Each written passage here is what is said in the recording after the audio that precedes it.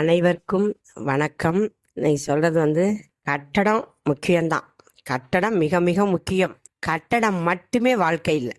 அது பூமியை தோண்டி தோண்டி தோண்டி பரந்தூர் விமான நிலையத்தை அது என்ன ஆச்சு கடைசியில்? இனிமேல் ஆச்சும் பூமியை தோன்றதை குறைச்சிக்கங்க.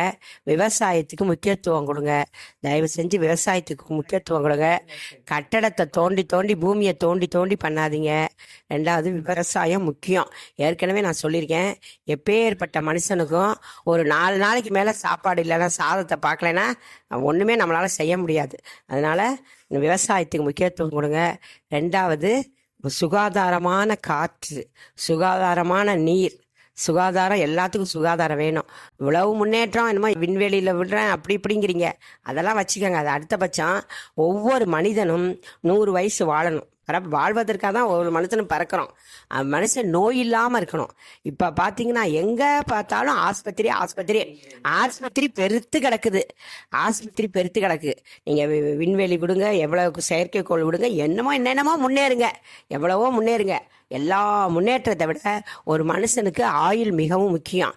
அந்த ஆயுளை கொடுக்கறதுக்கு சுகாதாரமான காற்று, சுகாதாரமான நீர், சுகாதாரமான இடம் வேணும். பொல்யூஷன்லேயே வாழ்கிறான். ஈ மாதிரி வாழாதீங்க. மனுஷன் ஒயின்னு ஈ மாதிரி, பஸ் ஸ்டாண்டு, ரயில்வே ஸ்டேஷன் எல்லாம் ஈ மாதிரி வாழாதீங்க. டவுனை ஏற்கனவே சொல்லியிருக்கேன். டவுனை சின்ன சின்ன கிராமம் ஆக்கணும். இதை சிரித்தாலும் சரி, இதை நீங்கள் எகத்தாளமாக சிரித்தாலும் சரி, கிராமத்தில் மாதிரி டவுனை சின்ன சின்ன கிராமம் ஆக்கணும். அதுக்கு என்ன செய்யணும்? விவசாயம், மரம் எல்லாம் நடணும். அதுதான் சொல்கிறேன். அடுத்தது இன்னொன்று, பெண்கள் தயவு செஞ்சு தலைவிரி கோலமாக அலையாதீர்கள். மிகவும் கெஞ்சி கேட்டுக்கிறேன். பெண்கள் நமக்கு கடவுள் கூந்தல் பெண்களுக்கு தான் கொடுத்துருக்காங்க. நம்ம என்ன வெள்ளைக்காரவங்களா? வெள்ளைக்காரவங்க தான் கிராப் வச்சு கவுன் போட்டுக்குவாங்க. அவங்க சாதம்லாம் சாப்பிட மாட்டாங்க. அவங்க பறவை. அவங்க நாட்டு சூழ்நிலை, தட்பவெப்பநிலை, அவங்க குளிக்க கூட அவசியம் கிடையாது. ஏன்னா அவங்க குளிர் பிரதேசத்தில் வாழ்கிறவங்க. அவங்க அப்படி இருந்துட்டு போகிறாங்க. இப்போ என்னடானா அவங்க நம்மளை பார்த்து நம்ம உணவை எல்லாம் ஃபாலோ பண்ணுறாங்க. அப்படி இருக்கையில் நம்ம முட்டாள்தனமாக தலைவிரி கோலமாக அலையாதீங்க. முன்னெல்லாம் சொல்லுவாங்க, நல்ல வீட்டில் பெண்கள் பின்னி தான் முடிக்கணும்னு சொல்லுவாங்க. சொல்ல விரும்பலை. கல்யாணம் அல்லாத மங்களகரமான நிகழ்ச்சி இல்லாத வீட்டில் தான் தலையை விரித்து போடுவாங்க. அது மாதிரி செய்யாதீங்க, வேண்டாம். நீங்கள் படிக்கிறீங்க, ஐடி கம்பெனியில் வேலை பார்க்குறீங்க, கஷ்டப்பட்டு படிக்கிறீங்க.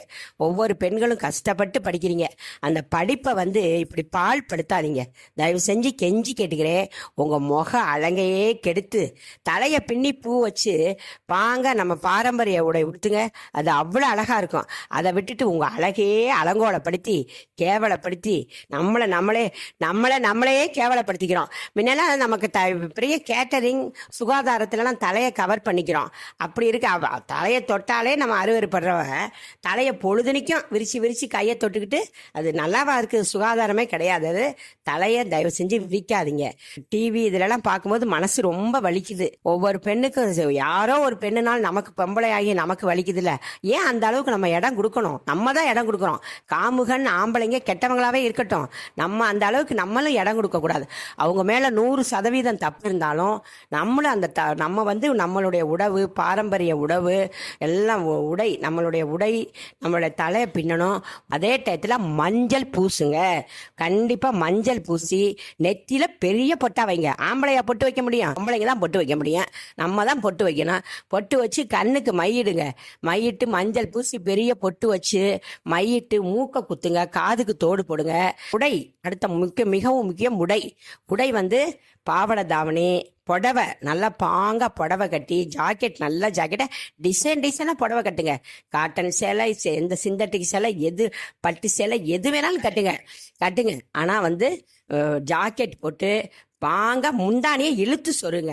அப்புறம் இன்னொன்று, டிவியில் பார்த்தா எனக்கு சிரிப்பாக வருது. தரையை கூட்டுறோம், உழவு சுத்தமாக்குறோம், ஈமிச்சா அருவருப்பு, கொசுமிச்சா அருவருப்பு. நம்ம சுகாதாரமாக வாழணும்னு நினைக்கிறோமே, தரையை கூட்டிக்கிட்டு அது என்ன உடம்பை மறைக்காம தரையை பெருக்கிட்டே போகுது. இதெல்லாம் முன்னேற்றமா? இது நல்லாவா இருக்கு? பார்க்கறதுக்கு நல்லாவே இல்லை. இது படித்த பெண்கள் நீங்கள் மற்றவங்களுக்கு முன்னோதாரணமாக இருக்கணும். ஏன்னா நீங்கள் கஷ்டப்பட்டு ஒவ்வொரு பெண்ணும் பகலாக விழிச்சிருந்து படிக்கிறீங்க.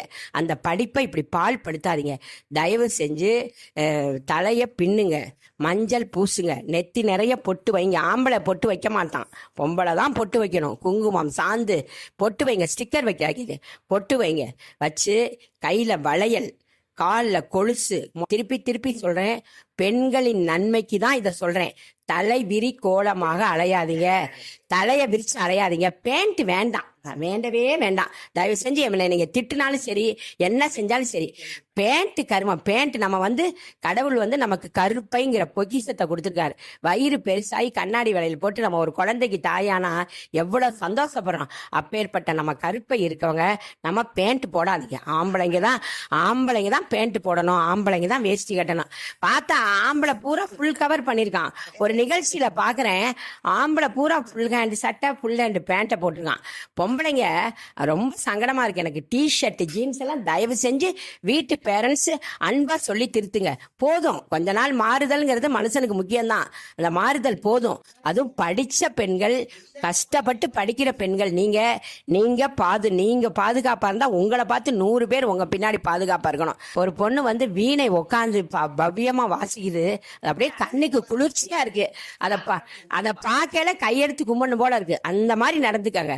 ஒவ்வொரு பெண்ணும் வீணைக்கெல்லாம் இசை, அது உங்களுடைய இது. வீணை கத்துக்கிறது அதெல்லாம் உங்க இசை. தயவு செஞ்சு தலைவிரி கோலமா இருக்காதீங்க. இதை ஃபர்ஸ்ட் மருத்துவர்கள் நீங்க சொல்லணும். உயிர் காக்குறது நீங்க.